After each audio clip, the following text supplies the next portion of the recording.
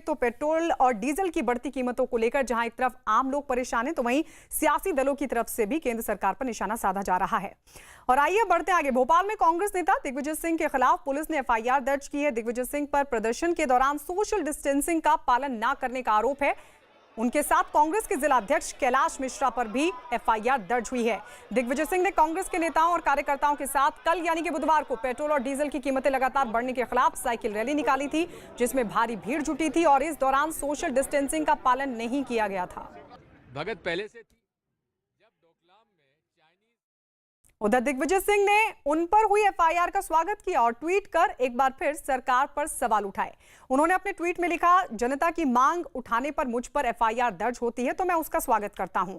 आज फिर पेट्रोल और डीजल के दाम बढ़ा दिए गए। बढ़ती पेट्रोल डीजल की कीमतों का लाभ किसको हो रहा है, ये सवाल दिग्विजय सिंह ने उठाया और आगे उन्होंने लिखा, पेट्रोल पंप मालिक, पेट्रोलियम उत्पादक कंपनियां या केंद्र सरकार।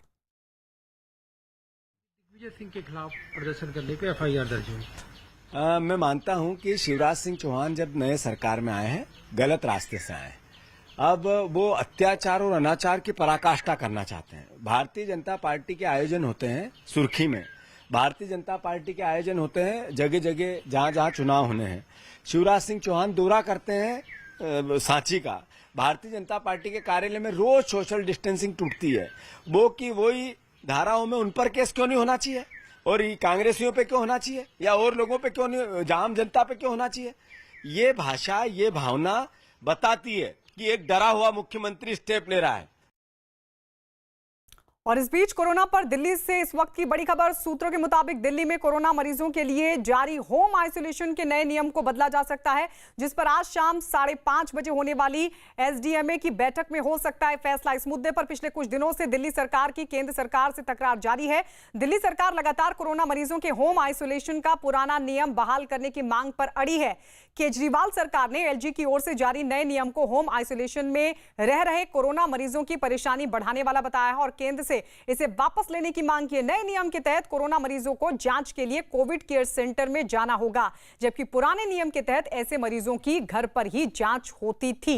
लेकिन 5:30 बजे एसडीएमए की बैठक में फैसला संभव है कि नियम में बदलाव होगा या फिर नहीं। विक्रांत यादव हमारे सहयोगी जुड़ गए हैं 5:30 बजे। विक्रांत, बैठक में क्या कुछ रह सकता है, क्या संभावना दिखाई देती है?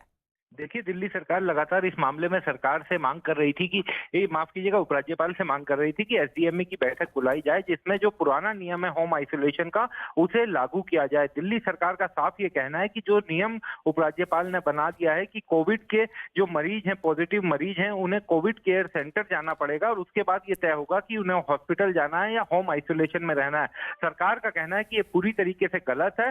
पहले की तरह ही जो कोविड के पॉजिटिव मरीज हैं उनके घर पर सरकारी अधिकारी या कर्मचारी को जाना चाहिए, वहीं पर उनके घर पर ही जांच होनी चाहिए और उसी तरीके से होम आइसोलेशन किया जाना चाहिए। लगातार दिल्ली सरकार इस पर विरोध कर रही थी और आज दिल्ली सरकार के विरोध के बाद आज शाम को 5:30 बजे एसडीएमए की बैठक बुलाई गई है और अगर ये फैसला बदला जाता है तो निश्चित तौर पर दिल्ली की सरकार के लिए, दिल्ली की केजरीवाल सरकार के लिए एक बड़ी जीत होगी, क्योंकि वो लगातार ये मांग कर रहे थे कि होम आइसोलेशन का जो उनका पुराना मॉडल है उसी को दोबारा से लागू किया जाए, क्योंकि इससे नए नियम से कोरोना के मरीजों को काफी दिक्कतों का सामना करना पड़ रहा है।